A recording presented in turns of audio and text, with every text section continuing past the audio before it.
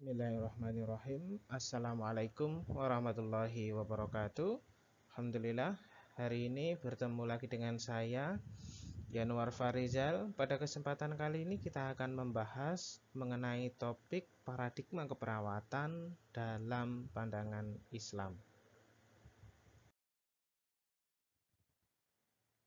Oke, pada kesempatan kali ini kita akan membahas tentang 4 hal. Yang pertama mengenai konsep dari kesehatan di dalam Islam, kemudian konsep dari metaparadigma keperawatan dalam perspektif Islam, kemudian apa keterkaitan antara kesehatan dan hak asasi manusia, dan yang keempat adalah bagaimana etika dari perawat muslim.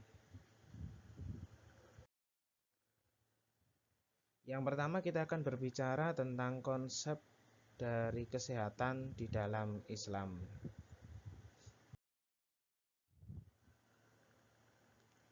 Oke, ada beberapa hal yang akan kita bahas mengenai konsep kesehatan di dalam Islam. Yang pertama adalah Islam dan kesehatan. Yang kedua adalah kesehatan dari keluarga. Yang ketiga kesehatan lingkungan. Yang keempat kesehatan okupasional. Yang kelima adalah kesehatan secara mental. Yang keenam aktivitas fisik. Dan yang ketujuh adalah bagaimana kita dalam makan yang sehat.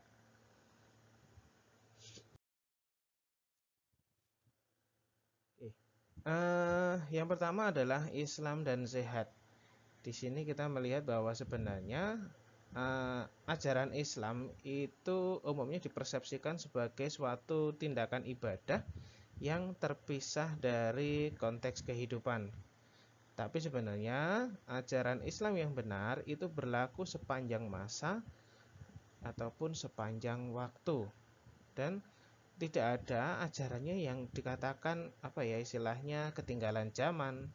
Bahkan mungkin beberapa sudah terbukti bahwa ajaran Islam dianggap sebagai hakikat dan otoritas jalan hidup yang benar. Oke. Sebagai pedoman di dalam Islam, Al-Quran dan As-Sunnah menguraikan ajaran-ajaran yang menunjukkan bagaimana seseorang itu harus melindungi kesehatannya dan bagaimana dalam menjalani kehidupannya dalam keadaan suci. Hal itu menunjukkan bahwa Islam mengedepankan gaya hidup sehat tidak hanya dari segi fisik, tetapi juga dari mental dan juga spiritual. Di bidang kesehatan, kebersihan merupakan salah satu pencegahan dan pengendalian yang dasar untuk suatu penyakit. Nah, ketika kita berbicara antara kebersihan dan Islam, kebersihan juga merupakan bagian penting dari kehidupan Islam. Nah, di sini kita harus tahu apa sebenarnya makna ataupun semangat di balik konsep kehidupan dalam Islam. Yang kalau kita melihat lebih dalam lagi sebenarnya konsepnya itu mungkin di luar dari konsep superficial kebersihan secara konvensional. Jadi seorang muslim itu diharapkan untuk menjaga dan juga mempraktekkan kebersihan agar dapat hidup secara sesuai dengan kodratnya.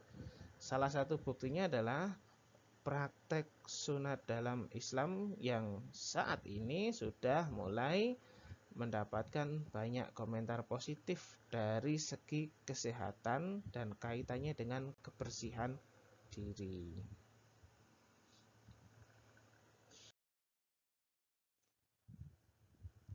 Yang kedua adalah kesehatan keluarga. Banyak sekarang teori-teori yang sudah dikembangkan yang berkaitan dengan perkembangan anak dan faktor-faktor yang mempengaruhinya. Nah, tapi kalau kita berbicara di Islam sebenarnya tidak hanya memahami tentang perkembangan anak saja, tetapi juga menekankan pentingnya memilih pasangan yang tepat. Islam berkeyakinan bahwa kualitas pasangan dapat berpengaruh pada perkembangan anak. Ada sebuah hadis yang diriwayatkan oleh Bukhari dan Muslim, kurang lebih artinya seperti ini: seorang wanita itu dapat menikah karena 4 alasan: untuk harta, untuk pangkatnya, kecantikannya, dan juga agamanya. Jadi menikahlah dengan orang yang terbaik dalam agama dan juga karakter dan kemakmurannya. Kenapa kita berbicara tentang kesehatan keluarga? Karena keluarga itu adalah bagian terkecil dari masyarakat yang nanti akan mampu mempengaruhi masyarakat secara keseluruhan. Kalau kita melihat dari teorinya Piaget bahwa ada suatu teori perkembangan positif,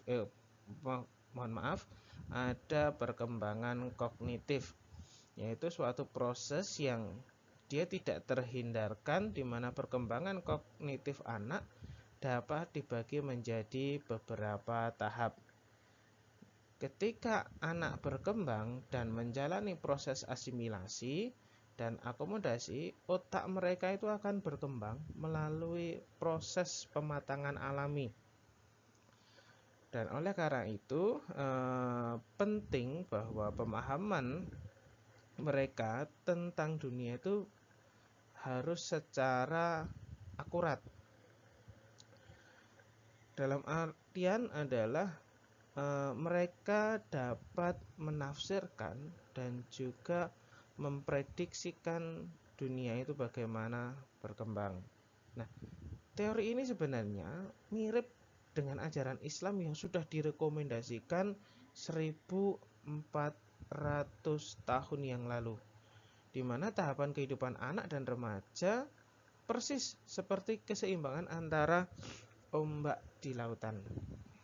Nah, dengan cara yang sama, seseorang akan memasuki gelombang kedua dalam wujud baru yang mempersiapkannya untuk menjadi orang lain, menetapkan aturan untuk tahapan yang baru.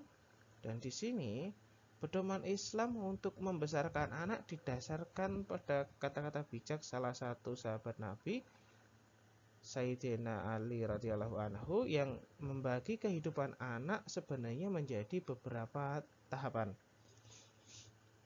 Biarkan anak Anda bebas bermain sampai mereka usia 7 tahun.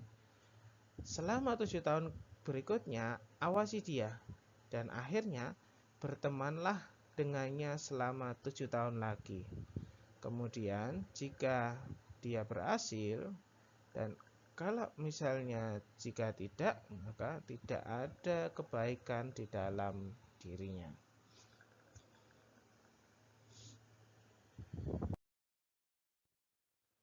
Nah, selanjutnya adalah kesehatan lingkungan. Menurut Islam, segala sesuatu di alam semesta ini diciptakan oleh Allah Subhanahu wa taala, yang menghiasi ada langit, ada matahari, ada bulan, dan lain sebagainya. Nah, penciptaan alam yang sangat beraneka ragam itu dirancang agar manusia dapat menciptakan suatu harmoni. Harmoni dalam artian kehidupan yang akhirnya mengarah pada kedamaian diri sebagai simbol berkah dari Allah Subhanahu wa taala kepada Tuhannya. Nah, di dalam Al-Qur'an kita tahu ada beberapa ayat yang menekankan pentingnya menjaga lingkungan dan melarang kita melakukan kerusakan di bumi ataupun di lautan. Ada di Al-Qur'an di surat ke-21, yang artinya kurang lebih seperti ini, dan kami telah menetapkan di bumi gunung-gunung berdiri kokoh. Jangan sampai bumi berguncang bersama mereka, dan membuatnya di tengah jalan yang lalu lalang sehingga mereka dapat mencapai kebutuhan spiritual dan fisik.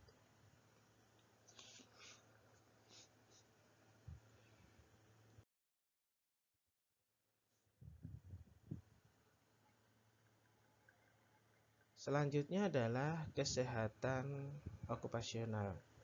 Ada sebuah hadis yang kurang lebih seperti ini.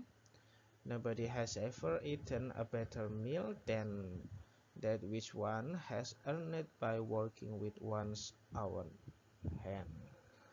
Oke, di sini Islam menyatakan bahwa sukses adalah hasil kerja keras dan dedikasi, serta pahala tidak hanya nilai uang tetapi juga mencakup berkah dan pahala dari Allah Subhanahu wa taala.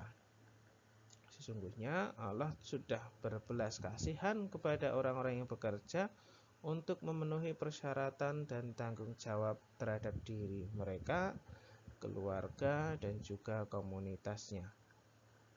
Nah, di sini bekerja itu lebih baik daripada yang namanya malas-malesan ataupun mengemis. Seperti hadis yang sudah saya sebutkan tadi, yang terjemahannya kurang lebih, tidak ada seorang pun pernah makan makanan yang lebih baik dari yang diperoleh dengan bekerja dari tangannya sendiri. Nah, konsep Islam dalam konsep bekerja ini membahas mengapa seseorang dalam bekerja, jenis pekerjaan apa saja yang diperbolehkan, kemudian apa saja manfaat dari bekerja. Nah, di sini ada beberapa hadis yang istilahnya mengatur tentang hal tersebut.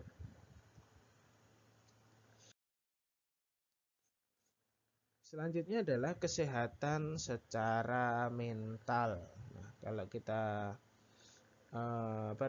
melihat dari organisasi kesehatan dunia,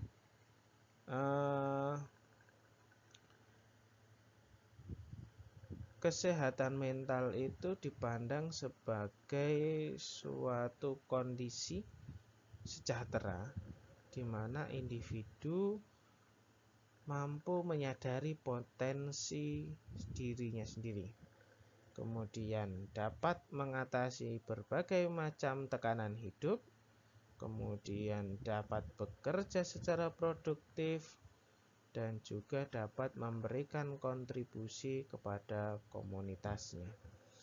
Berarti kalau kita melihat dari situ, kesehatan jiwa merupakan bagian integral dari kesehatan secara menyeluruh, dan dapat dikatakan bahwa tidak ada kesehatan tanpa kesehatan jiwa.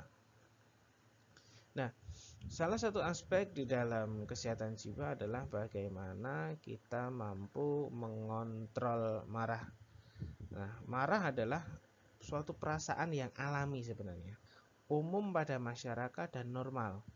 Nah, emosi ini kemungkinan besar menyebabkan masalah dalam hubungan, kesehatan, dan lain sebagainya kalau kita tidak mampu mengontrolnya. Oke, karena itu di dalam Islam itu diatur juga tentang bagaimana cara mengontrol marah. Hadis yang diriwayatkan oleh Muslim menyebutkan bahwa orang yang kuat itu adalah orang yang mampu mengontrol marahnya. Nah, kalau kita melihat di dalam ayat Al-Quran, ada juga yang menjelaskan bahwa sebenarnya manusia itu akan mendapatkan berbagai macam ujian seperti ketakutan, kelaparan, kehilangan kekayaan, tetapi juga memberikan kabar gembira kepada mereka yang memiliki kesabaran. Nah, kalau kita melihat dari kalimat tersebut, maka kita akan tahu sebenarnya memang manusia itu akan selalu mendapatkan berbagai macam tekanan dan cobaan sebagai suatu alat untuk mengukur tingkat keimanan seseorang dari sabarnya tadi itu. Jadi dalam kita menghadapi berbagai macam tekanan, ujian ataupun cobaan, perlu yang namanya suatu kesabaran dan juga ketekunan dalam menjalaninya. Karena kita tahu bahwa kalau seseorang memiliki pemahaman seperti itu, maka itu akan bisa menjadi salah satu faktor yang dapat membantu seseorang dalam menerima cobaan dan membantu dalam mengendalikan pikirannya untuk mencapai kesehatan mental yang optimal.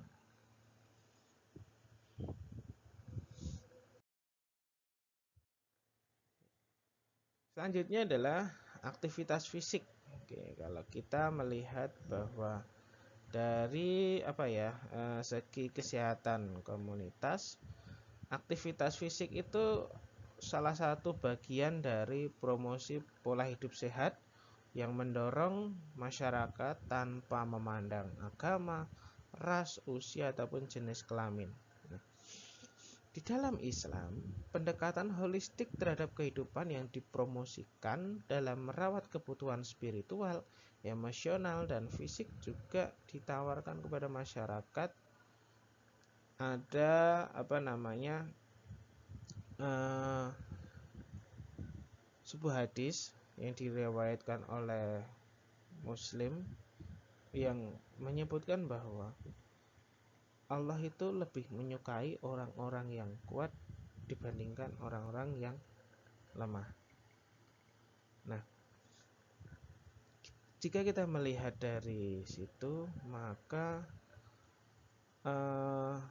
kita harus paham sebenarnya bagi seorang muslim, sehat jasmani itu merupakan suatu kebutuhan untuk dapat melakukan kewajibannya dalam rukun Islam. Nah, pelaksanaannya adalah sholat 5 waktu itu sendiri. Bagaimana latihan ataupun berbagai macam bentuk gerakan yang sudah ditentukan itu melibatkan hampir semua otot dan juga persendian tubuh, serta melatih pemusatan pikiran.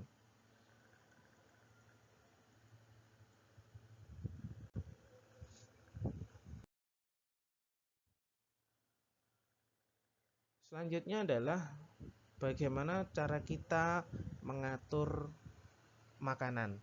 Nah, makanan yang sehat merupakan satu upaya juga dalam promosi hidup sehat, karena masalah kesehatan yang berkaitan dengan gaya hidup dianggap sebagai suatu penyakit milenium pada saat ini, karena banyaknya pola ataupun gaya hidup yang tidak sesuai.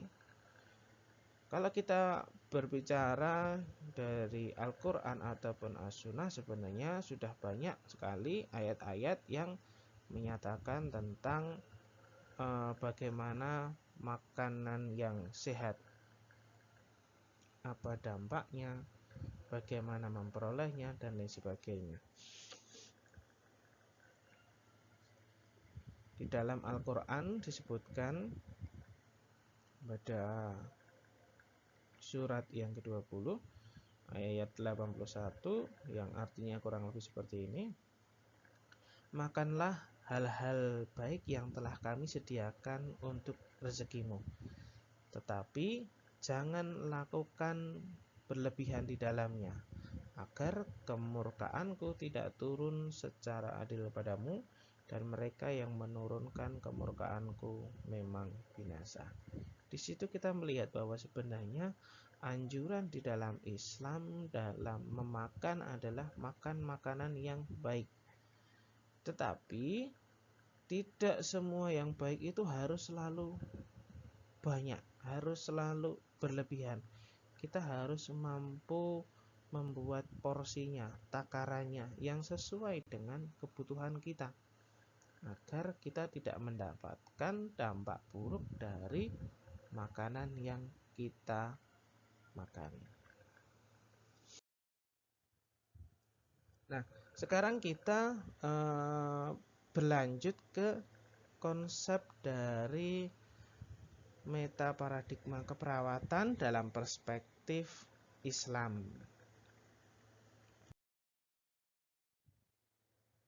Di dalam konsep ini kita akan melihat hampir sama dengan konsep-konsep yang lainnya, 4 pandangan tentang manusia, lingkungan, keperawatan, dan kesehatan.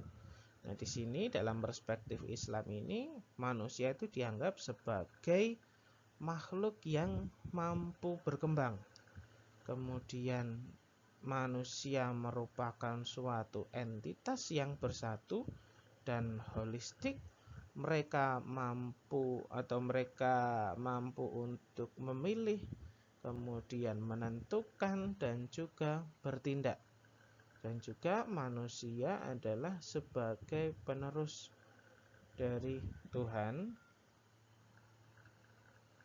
Dan kalau kita melihat konsep yang kedua adalah konsep kesehatan. Nah, di sini kesehatan ini pandangannya adalah pandangan holistik yang menyeluruh. Ada biologis, ada psikologis, ada sosial, kultural, dan lain sebagainya. Nah, kemudian pada konsep lingkungan ini memandang bahwa lingkungan ini meliputi lingkungan dunia fisik maupun lingkungan metafisik. Dan yang terakhir adalah konsep tentang keperawatan. Keperawatan itu berarti kita membangun suatu hubungan yang saling menguntungkan antara pasien dan perawat. Nah, kemudian caring istilahnya caring itu sebagai bagian dari keperawatan yang harus selalu dilakukan oleh setiap profesional kesehatannya. Itu adalah beberapa konsep dari meta paradigma keperawatan dalam perspektif Islam.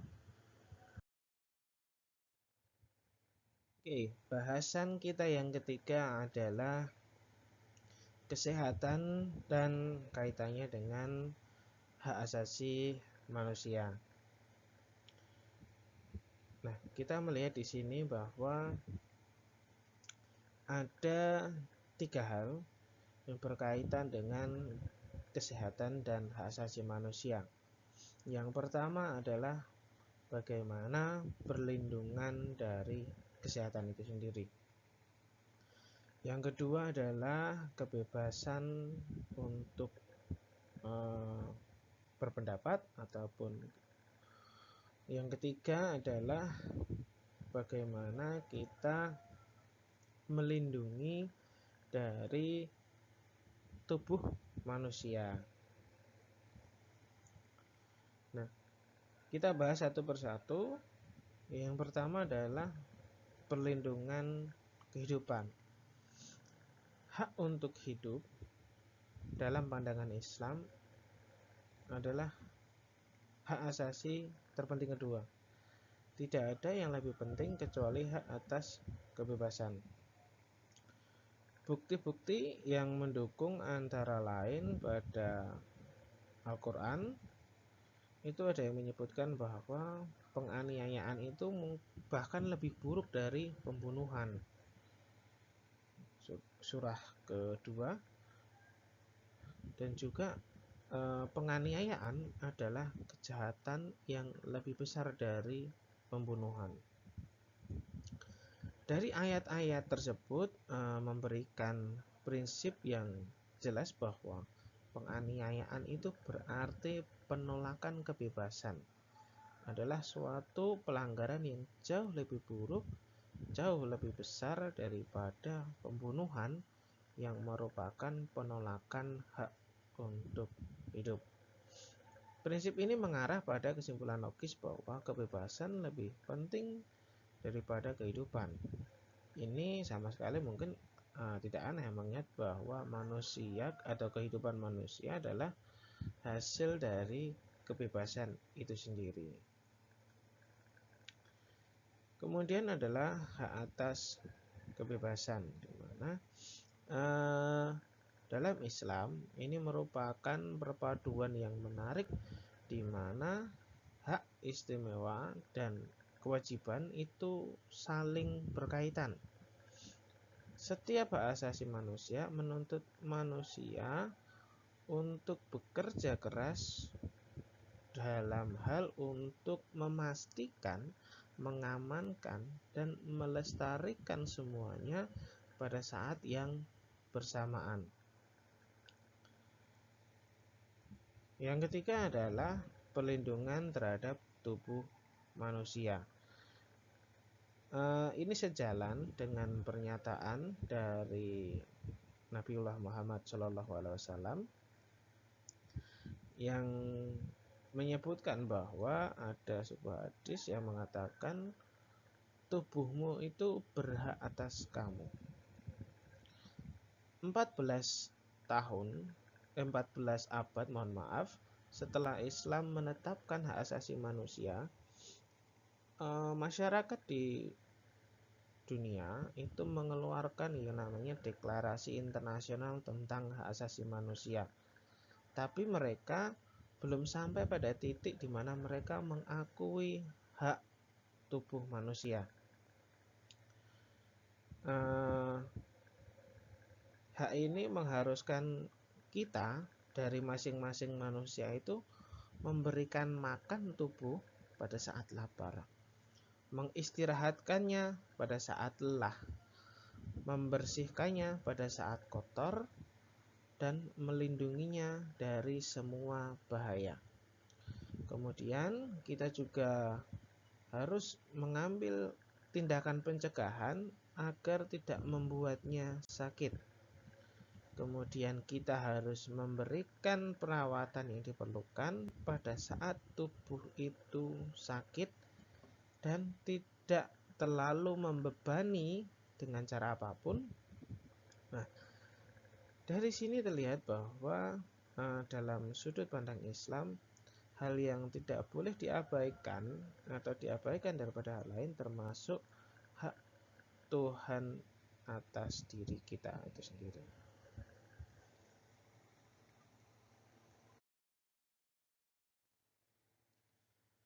Kemudian kita akan melihat hak atas kesehatan dan tanggung jawab yang berkaitan. Yang pertama adalah tanggung jawab untuk diri sendiri. Yang kedua tanggung jawab masyarakat. Dan yang ketiga adalah tanggung jawab negara.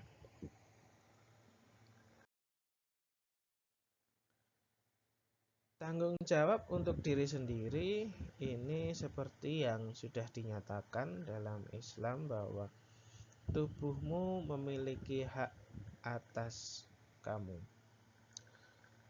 Nah, di sini perlindungan kesehatan itu dilakukan atau dijamin melalui dua hal yang berbeda.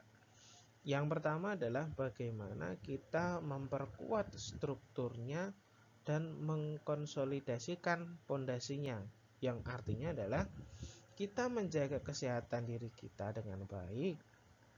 Nah, yang kedua adalah melindunginya dari perkembangan negatif apapun, baik sekarang maupun masa depan, yang artinya sebagai suatu bentuk pencegahan diri kita dari suatu penyakit. Yang pertama tadi tujuannya adalah memperkuat dan mengkonsolidasikan semua aspek kesehatan, baik fisik, mental, lingkungan, atau kalau yang bahasa sekarang lebih tepat disebut sebagai tindakan promosi kesehatan. Sedangkan tindakan yang kedua disebut juga sebagai suatu tindakan pencegahan. Tujuannya adalah melindungi semua, baik secara fisik, mental, maupun emosional.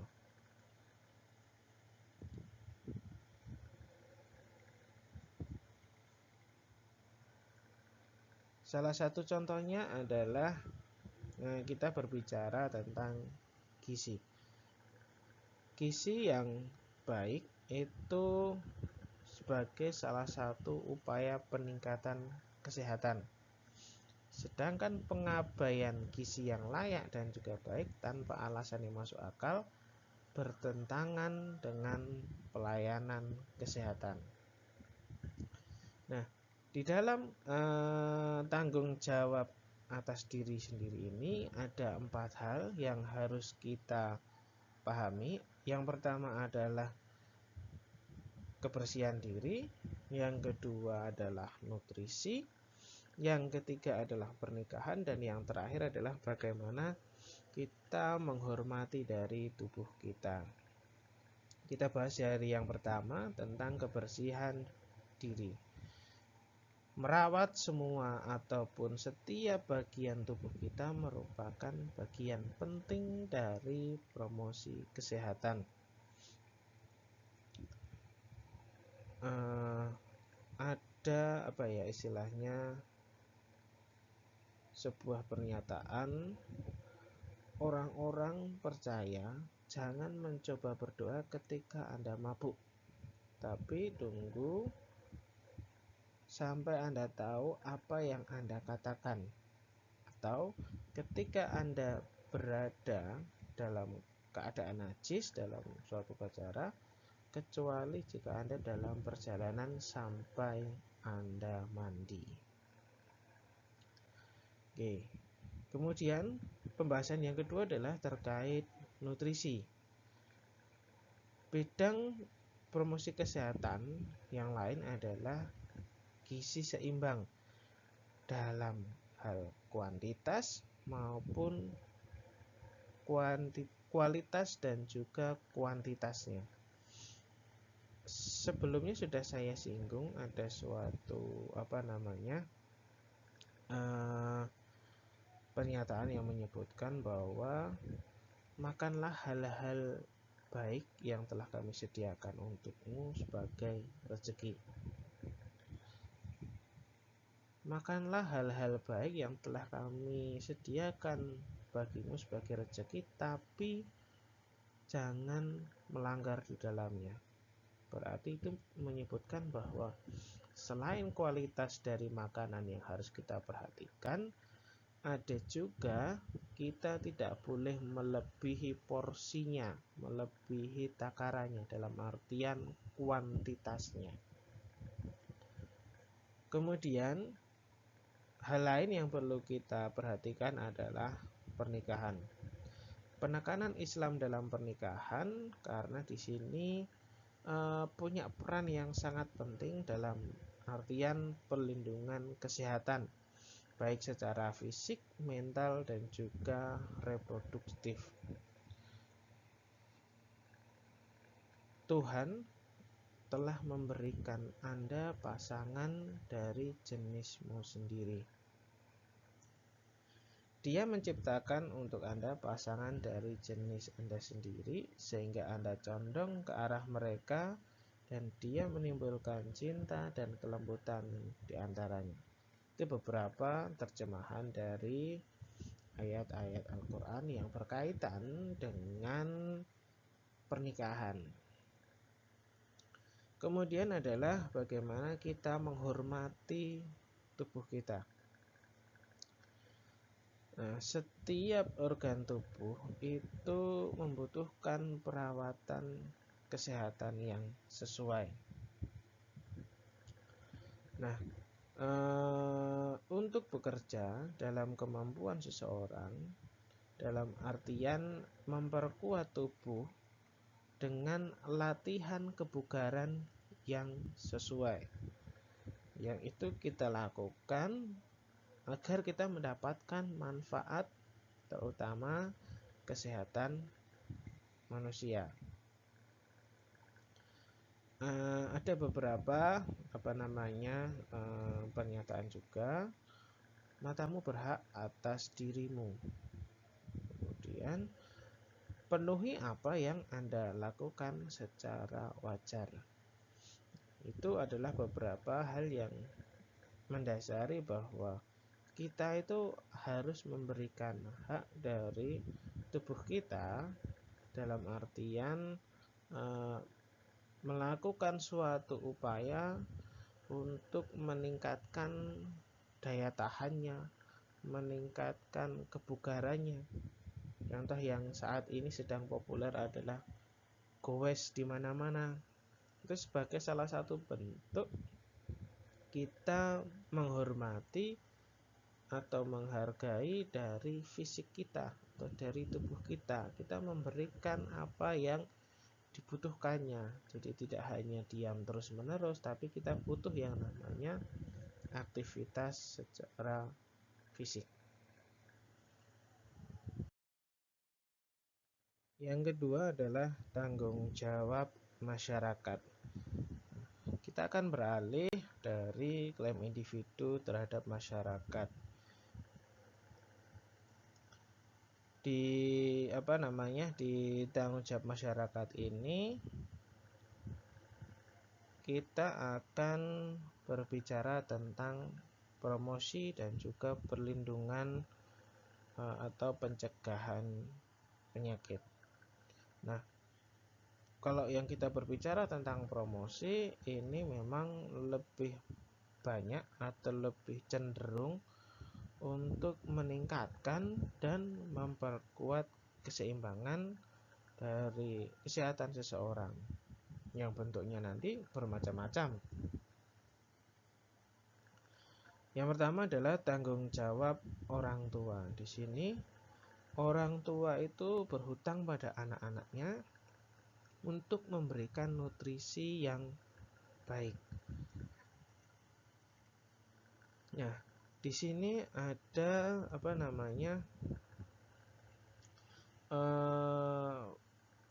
pernyataan ilahi yang menyebutkan bahwa ibu harus menyusui bayinya selama 2 tahun, yaitu bagi mereka yang ingin menyelesaikan proses menyusu.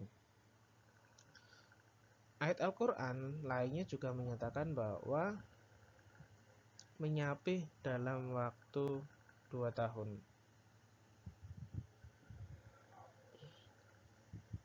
Nah, hak-hak anak juga mencakup bahwa orang tua harus memberikan mereka kekebalan yang diperlukan untuk melindungi diri mereka dari berbagai macam penyakit menular, termasuk memberikan vaksinasi.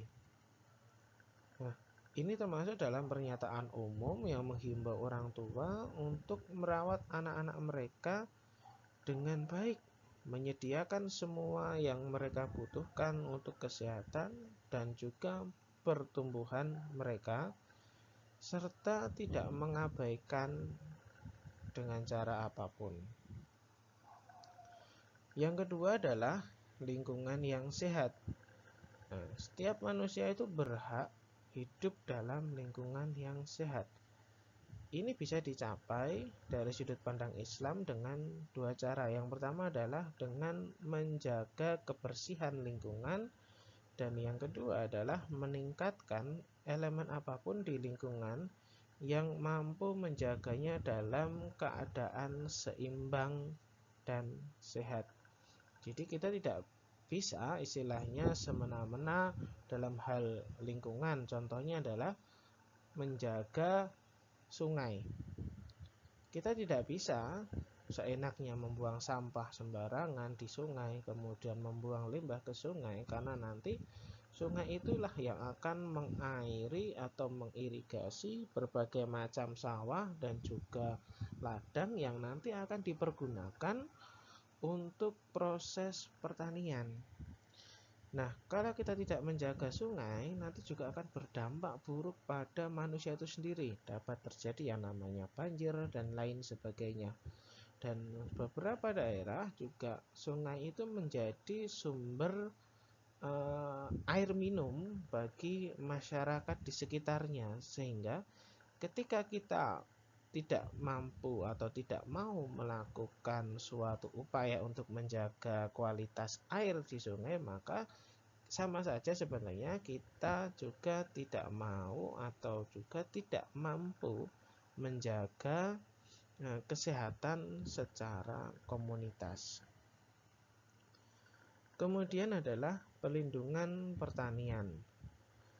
Nah, di sini Kanjeng Nabi peduli dalam hal memajukan pertanian. Kenapa?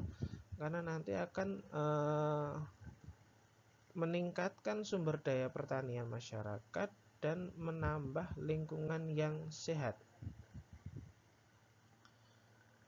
Ada sebuah hadis yang artinya kurang lebih, jika 1 jam terakhir jatuh dan salah satu dari Anda memiliki pohon kurma muda di tangannya, dia harus menanamnya jika dia bisa melakukannya sebelum waktunya tiba. Di situ menunjukkan bahwa kita harus mampu untuk di samping menjaga lingkungan, kita harus mengedepankan yang namanya pertanian dalam proses kehidupan kita, karena dari pertanian itulah nanti kita akan mendapatkan berbagai macam makanan yang sehat yang dibutuhkan oleh tubuh kita. Yang keempat adalah peran komunitas. Tanggung jawab masyarakat sehubungan dengan pelindungan kesehatan dirangkum dalam pencegahan yang dapat menyebabkan kerugian bagi orang lain. Di sini ada sebuah fatwa Nabi bahwa tidak ada penderitaan yang merugikan diri sendiri atau orang lain. Dan pernyataannya adalah siapapun yang menyebabkan kerugian bagi orang lain, subjek dirinya untuk merugikan yang disebabkan oleh Tuhan. Kemudian ada juga yang berkaitan dengan perlindungan dari infeksi. Nabi juga beranggapan bahwa setiap orang itu berhak atas setiap anggota masyarakat lainnya untuk tidak memaparkan dirinya atau orang lain terhadap infeksi. Meskipun mengekspos orang lain ke infeksi termasuk dalam aturan umum yang melarang menyebabkan kerugian bagi diri sendiri dan juga orang lain. Sebuah hadis yang terjemahannya kurang lebih sebagai berikut: jangan biarkan mereka yang terinfeksi menularkan penyakit mereka kepada masyarakat yang sehat. Nah, ini kalau kita pahami secara betul sangat relevan dalam kondisi saat ini, dalam kondisi pandemi COVID-19 ini. Bagaimana perlunya dalam mencegah penularan dari orang yang sakit ke orang yang sehat.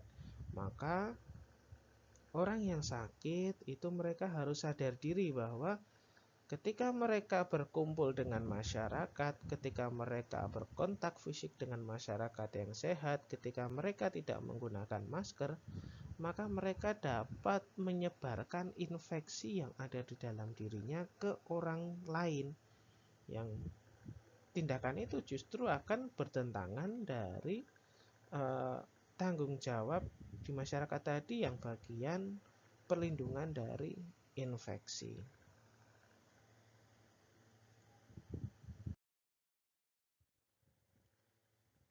Kemudian ada juga tentang tanggung jawab negara. Tanggung jawab negara ini sehubungan dengan hak kesehatan manusia yang didasarkan dari inti dari pemerintahan Islam. Contohnya adalah manusia adalah makhluk yang dihormati. Kehormatan itu diberikan oleh Allah Subhanahu wa taala, mengharuskan manusia itu dilindungi agar dapat menikmati kesehatan yang baik dan lengkap. Kemudian hukum Islam itu sendiri sudah dirancang dalam artian untuk melindungi dan mempromosikan 5 kebutuhan esensial manusia, yaitu iman, kehidupan, keturunan, harta, dan pikiran. Nah, dari sini jelas bahwa dari 3 dari 5 kebutuhan esensial ini adalah kehidupan, keturunan, dan pikiran tidak dapat terlindungi dengan baik tanpa perlindungan kesehatan. Kemudian yang ketiga adalah hak untuk hidup.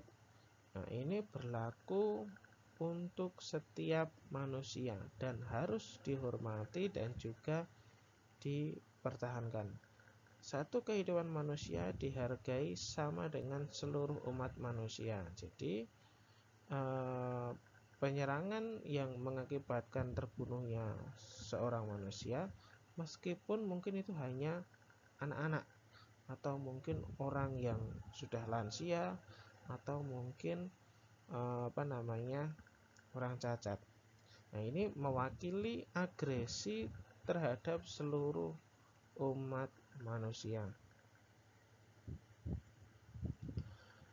Kemudian yang keempat adalah keadilan dan kesempurnaan adalah suatu hal berkonotasi yang bersamaan. Ini jelas di dalam ungkapan Al-Quran, atau dia bisa menebus dosanya dengan memberi makan orang yang membutuhkan atau dengan cara yang setara dengan berpuasa. Di sini kita melihat bahwa Al-Quran menguraikan beberapa metode penebusan untuk membunuh hewan buruan ketika seseorang dalam kondisi ihram untuk haji. Kata yang mengungkapkan padanan dalam ayat ini adalah kata Arab untuk keadilan.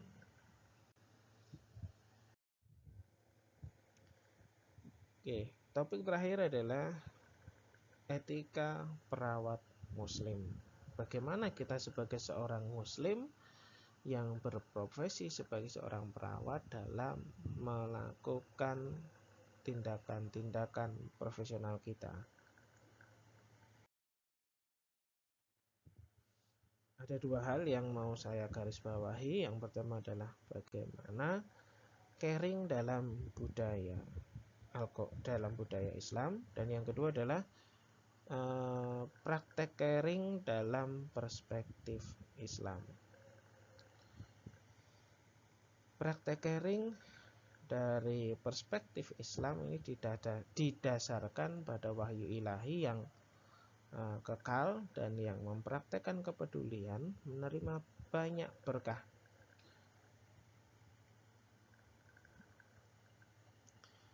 Muslim percaya bahwa ajaran agama itu berpengaruh pada semua aspek kehidupan, dan mereka berusaha untuk menjaga Tuhan sebagai pusat kesadaran, niat, dan tindakan mereka seperti rukun Islam.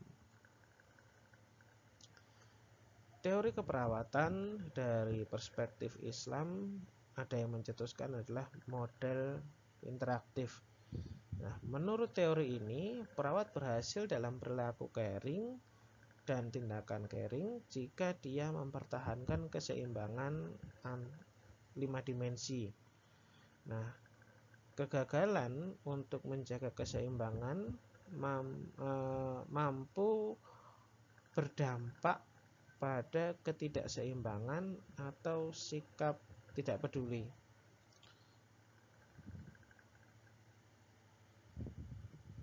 Kelima hal atau dimensi yang dimaksud adalah dimensi fisik, etika, moral dan etika, spiritual dan intelektual manusia.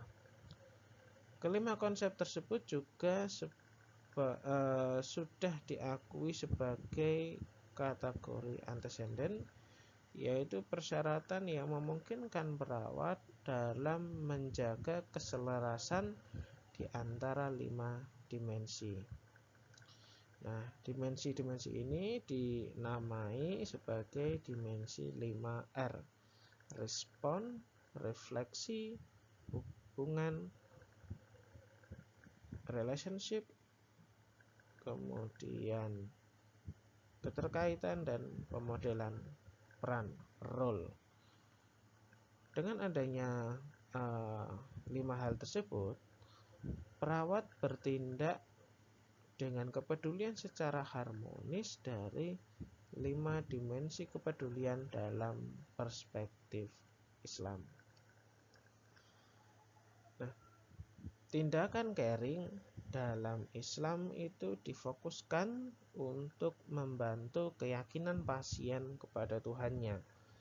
Ada beberapa tindakan caring yang diberikan oleh perawat seperti kita mengkaji aspek spiritual pasien, membantu pasien untuk berzikir, melakukan ibadah seperti sholat, kemudian kita komunikasi dengan pasien, kita mendoakan pasien, dan sebisa mungkin perawat akan merawat pasien dengan jenis kelamin yang sama.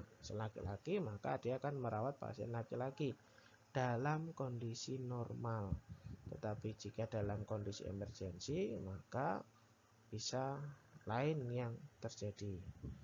Nah, di sini juga perawat juga bisa membacakan ayat-ayat suci Al-Quran sehingga dapat lebih menenteramkan dan menenangkan hati dari pasien kita. Oke, alhamdulillah perkuliahan kita pada kesempatan kali ini sudah selesai. Kurang lebihnya saya mohon maaf. Wassalamualaikum warahmatullahi wabarakatuh.